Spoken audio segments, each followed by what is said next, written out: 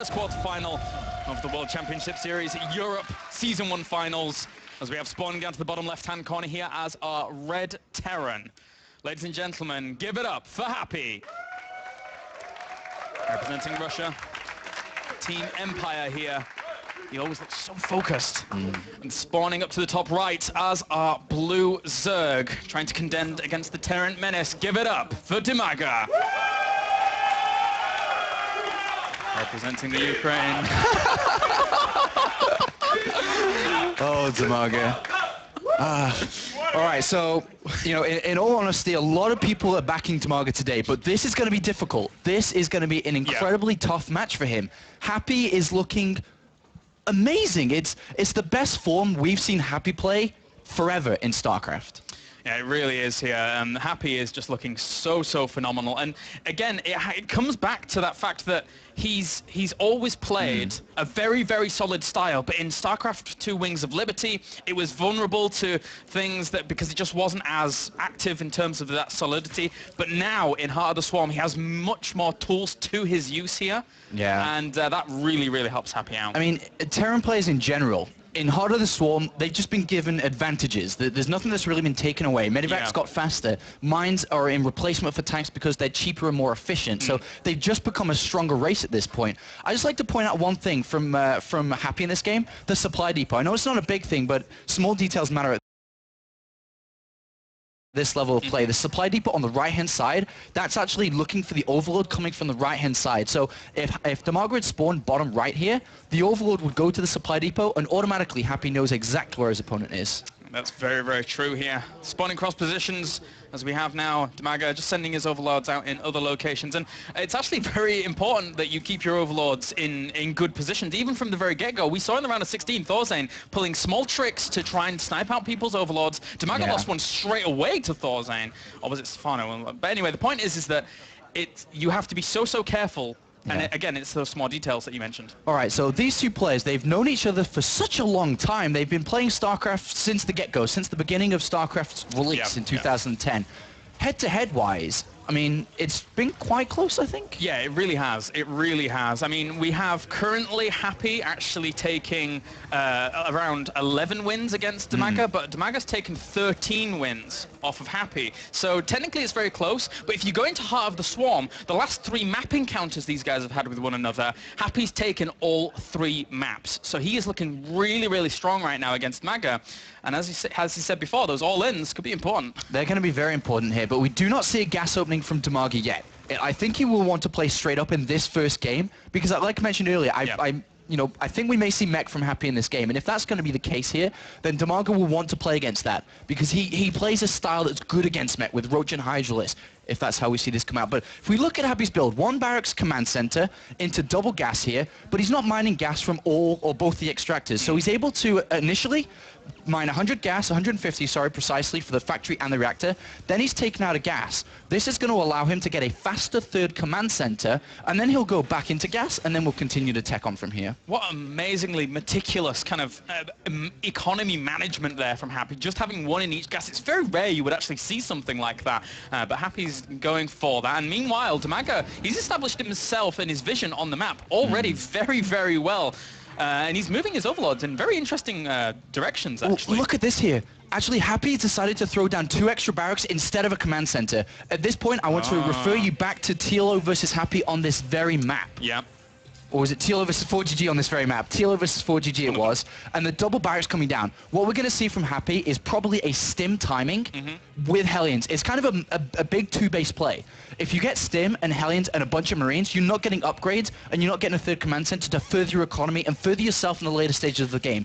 If he can hit this without it being spotted, Dimaga could be in a lot of trouble. Yeah, it was TLO versus 4GG, you're right, and it's very scary. If he mixes in the level of Hellions that 4GG actually got against that, there is so much firepower behind what Happy could potentially do here. Meanwhile, Dimaga's actually preparing himself a good wall. He's sealing himself off here. He knows that this could be some kind of eventuality, and he has to be careful about when he transitions drones over to this 3rd he's about to take. And already, Happy's scouted the top left and the bottom right, knowing his opponent's cross position, the best possible position for Happy to be in, because no overlords are close to scouting this. And what I think that we should look at here is Happy's quote-unquote predictability here. He's just thrown that out the window and said, yes, you probably expect me to play Mech here. Yes, you're going to go Roach Hydra. You're going to play a different game because you're the one trying to exploit me. Well, what happens if I flip that around? What are you going to do if I hit you with a timing you may not be able to defend? Yeah, you're right. You're entirely right. Happy is playing very, very interestingly here. And with that now, Dimaga's going to hold this natural for now, but still, these Hellions are going to continue to amass. There's going to be a lot of Marines knocking on his doorstep. And with the 1-1 on the way for Dimaga, yes, he'll have a lot of firepower eventually, but that's not going to get rolling just yet. Well, if we look at it right now, though, so if Happy tries this attack and it works, he wins. If it doesn't work, 1-1 upgrades will be done for Roaches and Hydras. 2-2 can begin, and you'll have 3 base economy set up really, really nice. Nice creep denial here. This will enable Happy to engage better and stronger because the units of Dimaga will be slower off creep at this point. This is a beautiful move being set up here by Happy, who's continuing Hellion production. Stim is so close to finishing. He's going to move out very shortly. Remember, it's not necessarily all in. He doesn't have to kill his opponent, but if he does astronomical damage to the drone count and the queens, he's still going to be in good shape. And I'm kind of worried for Dimaga a little bit. There's a slither where the Marines between these two overlords at his natural could run through. It's a little bit dodgy here, and he could actually do that, but we'll see if Dimaga actually spots 14 Roaches, though. He's not droning towards his third base. Right now, Dimaga's sitting on 50 drones. That's just comfortable for 2 bases. Dimaga's feeling a little bit uneasy at this point. If, for example, there were a third command center coming down, he could pressure it, but he sees it. Actually, I think Dimaga's just going to crush this.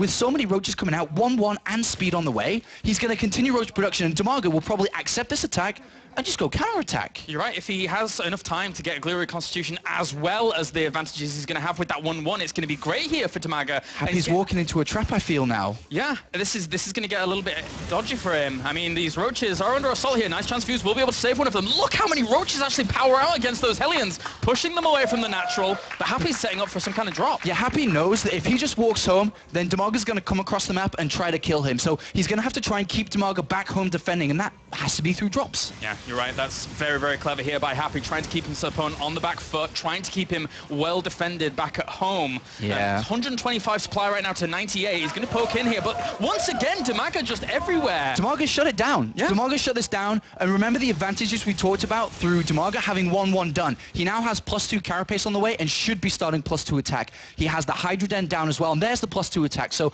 he will want to drone a little bit towards this third base, because if he builds units now, he'll have units out before 2-2 is ready. So it kind of doesn't help his economy. So at this point, he's got enough Roaches, 29 Roaches to defend, more than enough. Drone massively towards the third base, and then look for a big 2 timing. Yeah, he's getting that groove spines out right now just to keep himself well defended, and then after that he'll go for the muscular augments. A few more drones on the way here. 16 drones at once, and then another 9 here. He's going to shoot up to about 75. That is a lot across those 3 bases. And again, you know, actually 2-2 is going to finish around the same time as 1-1 is. So always is Dimaga going to be on a higher level of fighting here when it comes to actually these engagements. And again, the Roaches just constantly keep pushing Happy away. He really hasn't done much damage. He's killed 1 worker. And that's the kind of end of it, because the Hydralists are on the way now. Unfortunately for Happy, he's identified what he's playing against, so he's trying to build up a tank count. Tanks are so good against Roach Hydra, but in this case, his economy's low and the upgrades are low. So I don't think he'll have the number count here because of investing in such an attack early on. Now we're going to see Dimaga just pump out like 4 Overlords to go up to 200 supply, and then just build nothing but Hydralists. He's got so many Roaches already, and then he's going to look for an attack on the third base of his opponent. Dimaga has shut Happy down here. Yeah, you're right. This is going to be really scary for Happy. With the economy that Dimaga has now settled himself into, Happy has to play so much catch-up. He's getting his armory as well, so he can try and get 2-2. The Hydralisks just push the drop away once again. This is the least amount of damage I've ever seen drops do for a very long time here. He's trying to poke in at the third, but no, go away. Great separation tactics here from Dimaga. If Happy's going to hold on to this game, because it is falling away from him at the moment, he needs to keep dropping and take his third base, defended by tanks, bunkers, you name it. So at this point, Happy is very much so down in supply. If Dimaga moves out, he has to move in for a drop, because if he doesn't drop out, then he will lose this third base, no doubt in my mind. A few Roaches poking around, seeing exactly what's probably going to go on. He probably knows that he's trying to establish himself that third base now, and the muscular augments is finishing up for these Hydralisks. He's moving across the map. It's all been spotted, though. Dimaga's left units back to defend against the drops and moving out at the same time. He's got so many units, he's able to do both. Well, army supplies 124 right now to 79. He's poking at this third once again. Is Happy trying to do some damage where he can, as well as poking at the natural. But despite all of those units moving out, he's still trying to hold his own here. He has a lot of queens in production as well to try and deal with that, or at least to defend. And poking on forwards now, killing off a lot of Marines. There's not enough tanks to actually hold this back. And the Hydralisks are just having a field day. 177 supply to 80. He smashed the defense down. He can break into the third base. Dimaga maintains 170 supply to 86. He's not quite dealing with the drops at the moment because he's run out of units at home, but he's able to build more if that third base goes down here, Kalaris. Yeah, those Hydralisks slowly killing it off. Will they be able to deny it? No, they're going to pull back for now as the siege tanks were kind of firing away at them. And he has to pick up once again. Oh, but the medevac goes down. Another nice pickup there from Dimaga. And Dimaga gets into this other drop as well, and this is going to go down as well. There's no more aggressive drops out there for Happy. He's left back at home under 100 supply compared to 190. Dimaga can take a fourth base now. He's satisfied of keeping his opponent away from his third base. Dimaga's plan has been successful. And with the Hive on the way now, I mean, he can go up to 3-3 really rapidly. Yep. The army supplies 124 to 50. Happy is going to need a miracle defense to hold Dimaga off here once he moves into position, and he's getting a fourth behind this. This drop actually just went past Dimaga's forces. It's going up to the north now, double drop, and he's going to look to probably drop in the main base and the fourth base, or the third, a combination of both, if not put both the medevacs in the fourth. The main goal is to cancel this fourth base. He knows this is Dimaga's opportunity to take it. Let's see how he splits this up. I said maybe one there and another one in the main base. It looks like he's just going to focus on getting rid of it, more importantly. Yeah, not too bad. But at the same time, Dimaga trying to take another fourth base up to the top left-hand location. You could call it the fifth, as it were. But still, that's good play from Dimaga, realizing that there were vulnerabilities in his play there and trying to account for that. And he's bringing his entire army back to deal with this. But still, off the back of this, Happy is still only on 2 bases. Really, really constricted right now. Well, there's 2 drops at the north, you know, kind of waiting. Another one on the right-hand side here.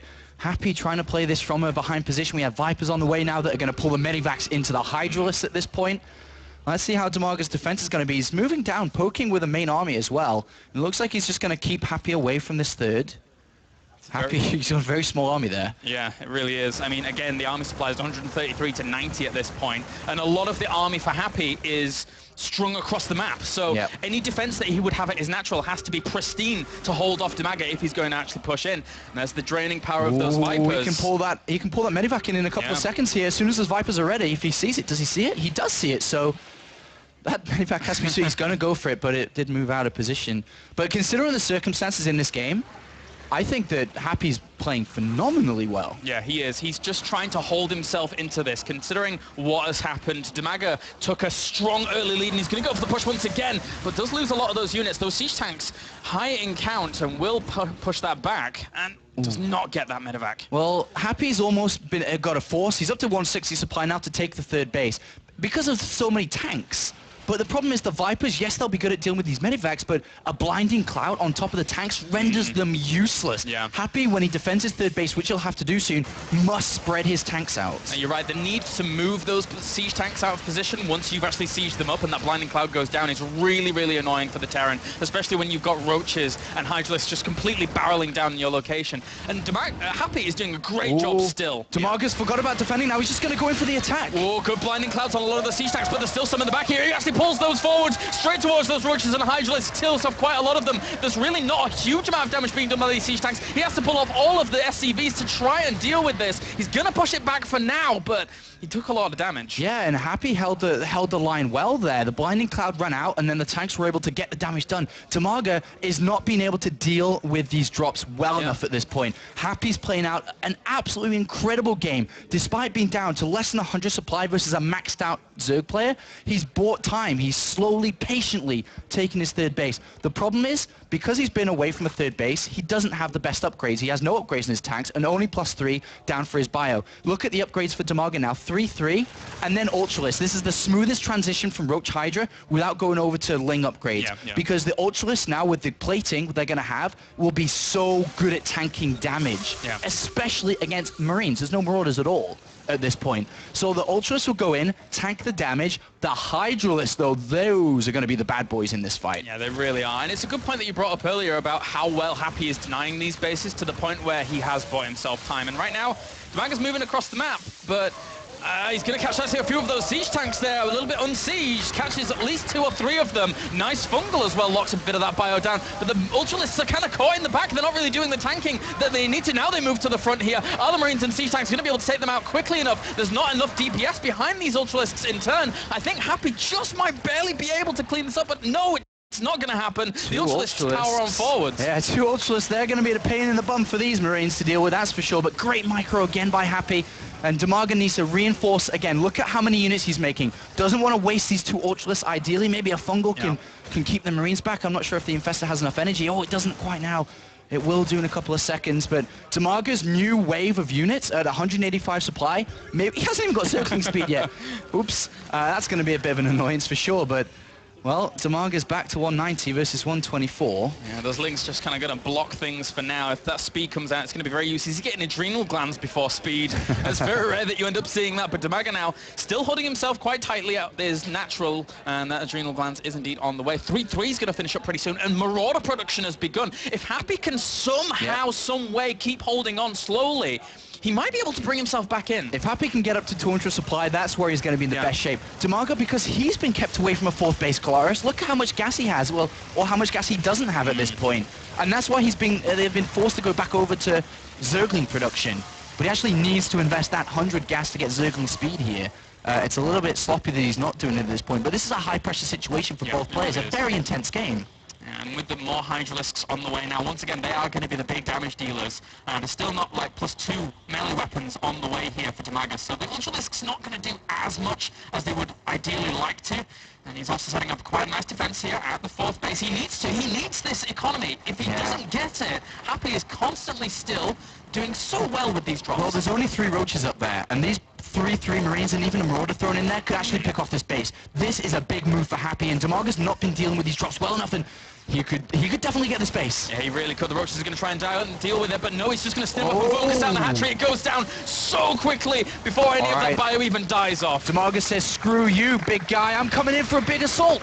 Trying to go from both sides here. He's choked up slightly on the right-hand side. One of the Ultralists does go down that was actually trying to tank what it could do. Few blinding clouds and some of the siege tanks deny enough of this damage. I think it may be able to, as the Zerglings and Hydralisks continue to flood on in. The Hydralisks to the side aren't really being tanked for, but the Ultras at the back with the roaches trying to kill off those remaining siege tanks. Dimaga takes the victory. He should be able to push away this 3rd base. He's going to push away this 3rd base, and this could be the game-winning move here, Colaris, with all the reinforcements coming, 14 Hydralisks and more Ultras. I suppose they'll defend this drop first, but when they regain forces, the SCVs are going down. Dimaga maintains a high supply lead. There is an expansion to the 9 o'clock base here, but it's already been spotted by a roach which picked off that cheeky SCV. But so far for Dimaga, it's been so close for him to win this game, but so far at the same time. One Ultralisk actually moves on forward there, trying to do some damage, but Dimaga doesn't really need to take this engagement at this point. He needs to retain his forces. He's got 109 supply against 57 in terms of the army. If he consolidates all of that, then Happy is going to get run over. Yeah, here we go. Dimaga's got his force together one more time, one more fight